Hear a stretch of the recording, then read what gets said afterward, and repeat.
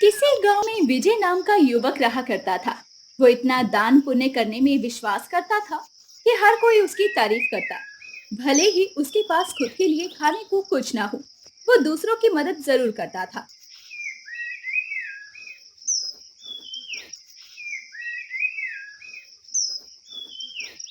एक दिन जब वो खाना बनाकर खाने बैठा, तो उसके दरवाजे पर एक भिखारी आया और बोला। अरे कोई है क्या? बहुत दिनों से भूखा हूँ। अब तो चला भी नहीं जाता। अरे बाबा, आइए आइए, अंदर आइए। आप मेरे साथ बैठकर खाना खा लीजिए। भिखारी ने अंदर आकर विजय की थाली में खाना देखा, तो वो बोला। अरे, इतने से खाने में क्या होगा मेरा? तुम खुद खाओ, मैं आगे जाकर मांग लूंगा। अरे नहीं नहीं बाबा, आप ये पूरी थाली ले लीजिए। मैंने तो कल शाम को ही खाना खाया था, मुझे भूख नहीं लगी है। विजय ने अपनी थाली उस भिखारी को दे दी। भिखारी ने दोनों हाथों से खाना खाया और विजय को खूब आशीर्वाद देकर चला गया। भगवान तुम्हें खुशियां दे बेटा। तुमने मुझे अपने हिस्से का खाना खिलाया है। आजकल ऐसा कौन करता है? तुम बहुत दानवीर हो। तुम्हारा भला हो। भिखारी वहां से चला गया। अब विजय को भी भूख लगी थी। वो किचन में आया और देखने लगा। उसने एक एक डब्बा देखा और उसे कुछ नहीं मिला। भूख लग रही है, लेकिन कुछ खाने को नहीं है। लेकिन उस भिखारी को खाना खिलाकर मुझे सुकून का एहसास हो रहा है। चलो बाहर जाता हूँ और कोई काम ढूंढता हूँ। ऐसे ही पेट भरेगा। विजय घर से बाहर निकल जाता है। वो थोड़ी दूरी पर पहुंचा ही था कि तभी गांव के एक आदमी धनराज की नजर उस पर पड़ी। वो अपनी पत्नी के साथ खड़ा हुआ था। ये बोरियां उठाकर तो मैं थक चुका हूँ। वो देखो, विजय आ रहा है। अभी उसे बुलाकर काम करवाता हूँ। बहुत मदद करने का भूत चढ़ा रहता है ना इस पर। खुद के खाने को एक दाना नहीं होता। बड़ा दानवीर बनता है। अभी मजा चखाता हूँ। इतना कहकर धनराज ने विजय को आवाज लगाई और अपने पास बुलाया। अरे धनराज भैया, कहाँ जा रहे हो इतनी बोरियां लेकर? हाँ भाई विजय, ये गेहूं घर पहुंचाना है। और अभी तो खेतों पर 15 बोरियां और हैं। मैं बहुत थक गया हूँ। तुम मदद कर देते तो अच्छा होता। मेरा काम आसान हो जाता। ठीक है, मैं तुम्हारी मदद करता हूँ। बड़ा ही बेवकूफ है। इसे बेवकूफ बनाना आसान है। इसी बहाने मैं थोड़ा आराम कर लूंगा। विजय को भूख भी लग रही थी, लेकिन वो अपने दोस्त को मना नहीं कर सका और उसकी मदद करने लगा। दोपहर तक उसने सारी बोरियां धनराज के घर पर पहुंचा दी और उसका काम खत्म करवाया। अरे अगर तुम ना होते तो मुझे रात ही हो जाती ये काम करते करते। बोरियां ढोने के बाद और बुरी तरह से वो भूख से परेशान हो गया। विजय लाला की दुकान से कुछ राशन लाता है और घर आकर खाना बनाकर खाकर सो जाता है।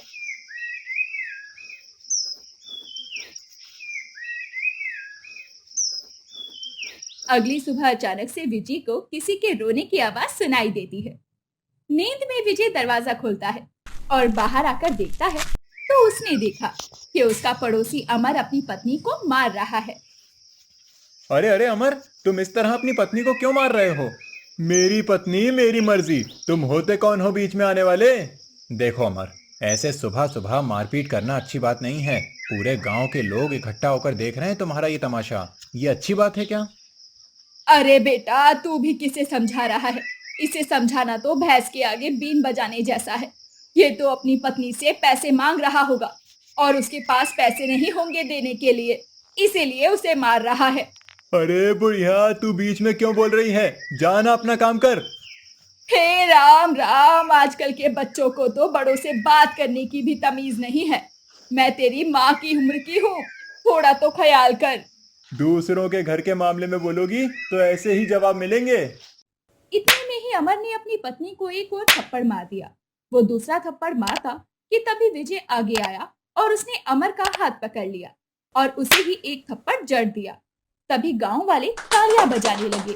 अरे वाह विजय भाई, ये तुमने बहुत अच्छा किया। इसको तो मार मार कर सुधार देना चाहिए। मुझे पैसे चाहिए। अगर पैसे नहीं मिले तो इसे मार दूंगा। ये ले पैसे और निकल जा यहाँ से। अगर तूने आगे से अपनी पत्नी को मारा तो सीधा तुझे थाने की हवा खिलाऊंगा। अरे विजय भैया, आप लोगों की बहुत मदद करते हो। आप हर किसी के साथ खड़े होते हो। आप बहुत नेक दिल हो। हम बस यही चाहते हैं कि आप इस गांव के सरपंच बन जाएं, ना कि वो सन की बाबू सिंह। हाँ, मैं तो कब से यही कहना चाह रही थी। मेरे मन की बात कह दी तुमने। विजय के अच्छे स्वभाव और मदद करने के कारण हर कोई विजय को पसंद करता था और गांव वाले भी अब चाहने लगे थे कि सरपंच विजय ही बने। सरपंच जी, पूरे गांव में विजय को नया सरपंच बनाने की बात हो रही है। क्या कहा? नया सरपंच? इतने सालों से मैं सरपंच हूँ, वो कैसे अपना फन उठा रहा है? सारे गांव वाले उसके साथ हैं। वो तो चाहते हैं कि इस बार विजय ही सरपंच बने। कोई भी आपको दोबारा नहीं देखना चाहता।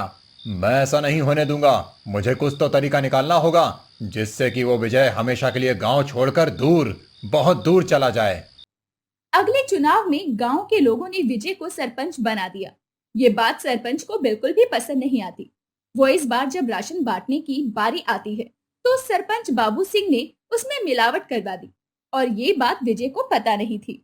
अरे, अब हमारा विजय नया सरपंच बना है, अब हमें कम से कम राशन बिना मिलावट के और समय पर मिलेगा। हाँ माँ जी, अब मैं आ गया हूं ना, सब ठीक हो जाएगा, आप लोग चिंता मत करें। गांव में राशन बांट दिया गया और पहली बार सबको पूरा राशन मिला था, वरना बाबू सिंह तो लोगों के हिस्से क्या राशन भी खा जाया करता। सभी लोग बहुत खुश थे। तभी अगले दिन गांव में हल्ला हो गया कि उनके नए सरपंच विजय ने उन्हें मिलावटी राशन दिया है। हमने तुम पर भरोसा किया, तुम्हें सरपंच बनाया और तुमने हमारे ही राशन में मिलावट कर दी। अरे, मैं भला राशन में मिलावट क्यों करूंगा? राशन में मिलावट करके मुझे क्या मिलेगा? मैं कभी आप लोगों के लिए बुरा नहीं सोचता। तुम पर भरोसा करके तुम्हें सरपंच बनाया था हमने, बहुत बड़ी गलती कर दी। इतनी मिलावट तो बाबू सिंह भी नहीं करता जितनी तुमने की है। अरे, हमने तो तुम्हें अच्छा समझा था, तुम तो क्या ही निकले। हाँ, वही तो, सरपंच बनते ही तुम भी बाबू सिंह जैसे ही हो गए। तुम्हें सरपंच बनाना ही नहीं चाहिए था। गांव के लोग ये सब बातें कर रहे थे कि तभी बाबू सिंह वहां आ गया और कहने लगा, हाँ सही कहा, ऐसे आदमी की तो हमें गांव में ही जरूरत नहीं है। निकल जाओ हमारे गांव से। हाँ हाँ विजय, तुम चले जाओ गांव से। गांव वालों ने विजय को गांव से बाहर निकाल दिया। विजय चलते हुए गांव से काफी दूर आ गया। वो थक चुका था, इसीलिए एक पेड़ के नीचे बैठ गया और गांव वालों के बारे में सोचने लगा। जिन लोगों के लिए मैंने इतना कुछ किया, उनके हर सुख दुख में खड़ा रहा, हर मोड़ पर उनका साथ दिया, उन लोगों ने मेरे बारे में कुछ भी नहीं सोचा, मेरी एक बात नहीं सुनी, मुझे बुरा बना दिया। भला मैं क्यों राशन में कुछ भी मिलाऊंगा? मैंने नहीं मिलाया तो ये सब किसने किया? ये सब जरूर सरपंच का ही काम है। मेरे इतने कहने पर भी उन लोगों ने मेरी बात नहीं सुनी। मैं भी ये बात कभी नहीं भूलूंगा। इधर सरपंच बाबू सिंह ने एक बार फिर गांव वालों का भरोसा जीत लिया और गांव वाले एक बार फिर से बाबू सिंह को सरपंच मान चुके थे, क्योंकि उन्हें विजय भी धोखेबाज लगता था। धीरे धीरे एक महीना बीत गया और विजय का कोई अता पता नहीं था। एक दिन सरपंच का नौकर जंगल के रास्ते होते हुए अपने गांव लौट रहा था। तभी उसने दो लोगों को बातें करते हुए सुना। वो दोनों विजय के बारे में ही बातें कर रहे थे। उनकी बातें सुनकर सरपंच का नौकर घबराता हुआ सरपंच के पास पहुंचा और कहने लगा, मालिक मालिक, मैंने दो लोगों को बात करते सुना है कि जंगल में जो झोपड़ी है ना, वहां पर विजय ने आत्महत्या कर ली है और इस बात को 10 दिन हो गए हैं। अच्छा, इसका मतलब मेरे रास्ते का कांटा अपने आप ही निकल गया। ये तो बहुत अच्छा हुआ। वैसे भी उसका कोई काम नहीं था गांव में। गांव वाले भी शायद इस बात को जानते हैं। उन्हीं दो लोगों ने ही उन्हें भी बताया होगा। अरे, गांव वाले तो मतलबी हैं। उन लोगों के लिए विजय ने इतना कुछ किया, फिर भी वो लोग विजय के खिलाफ खड़े हो गए। ऐसे लोगों का लोग फायदा ही उठाते हैं। इस बात को समय बीतता गया। एक शाम को सरपंच और उसका नौकर गोदाम बंद करके अपने घर जा रहे थे। चारों तरफ अंधेरा था। तभी गोदाम के दरवाजे पर सरपंच जी को विजय का भूत दिखाई दिया। अरे, वो देखो कौन खड़ा है। मुझे तो विजय लग रहा है। विजय या विजय का भूत, मैं चला यहाँ से। वो आपसे बदला लेने आया होगा। मुझे अभी नहीं मरना। अभी तो मेरी शादी भी नहीं हुई। मैं इतनी जवानी में नहीं मरना चाहता। सरपंच का नौकर सरपंच को छोड़कर वहां से भाग गया और तभी विजय का भूत सरपंच के पास आया। अरे अरे विजय, मुझे माफ कर दो, मुझे माफ कर दो। मैंने क्या बिगाड़ा है तुम्हारा? तुमने मेरा नाम खराब किया। तुम्हारी वजह से गांव वालों ने मुझे गांव से बेदखल कर दिया। मेरी कितनी बदनामी हुई। और तुम कह रहे हो कि तुमने क्या बिगाड़ा है मेरा? अरे अरे, मुझे माफ कर दो, मुझ पर कृपा कर दो। मैं तुम्हें नहीं छोड़ूंगा। गांव वालों को सारी सच्चाई बताओ, तभी मैं तुम्हारी जान को बख्श दूंगा। ठीक है, मैं जाता हूँ। मैं सबको सब कुछ बता दूंगा। सरपंच ने रात में ही गांव वालों को इकट्ठा कर लिया और उनके सामने रोते हुए कहने लगा। मुझे माफ कर देना तुम लोग। मैंने विजय को फंसाया है। उस दिन राशन में मिलावट मैंने की थी। विजय की कोई गलती नहीं थी। मैं उसे गांव से निकलवाना चाहता था। मैं नहीं चाहता था कि मेरे अलावा कोई और सरपंच बने। मैंने और मेरे नौकर ने राशन में मिलावट की थी।